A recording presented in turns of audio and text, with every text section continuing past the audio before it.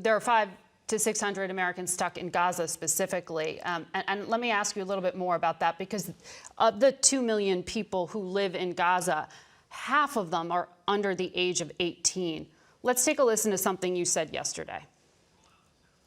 We cannot accept people from Gaza into this country as refugees. I am not going to do that. If you look at how they behave, not all of them are Hamas, but they are all anti-Semitic.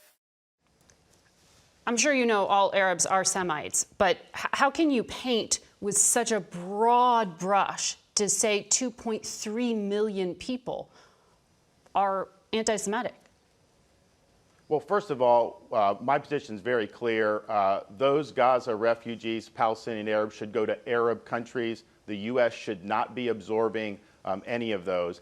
I think the culture, so they elected Hamas. Let's just be clear about that. Not everyone's a member of Hamas. Most probably aren't, but they did elect Hamas. In 2006, and then the military occupation happened after that, where they went in and haven't allowed elections since 2007. So in 2006, there was an election. But there was a lot of celebrating of those attacks in the Gaza Strip by a lot of those folks who were not Hamas. But if you look at their education system, this has been an issue for a long time.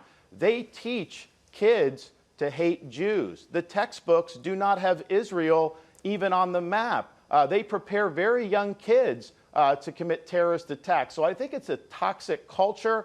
And I think if we were to import large numbers of those to the United States, I think it would increase anti-Semitism in this country, and I think it would increase anti-Americanism in this country. And that's something, after seeing those demonstrations pop up in our country, just with blood still flowing amongst Israeli citizens over the weekend, you had people taking to the streets cheering on the barbarism of Hamas in our own country. That was a chilling thing to see, and I don't think that that's something that we should ever think is acceptable.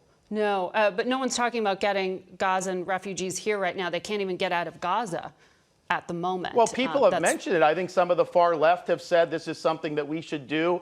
The U.S. has done similar things in the past, and so I just put my stake in the ground. Okay. That's where we're going to be, and I think that everyone running for president on the Republican side should follow suit.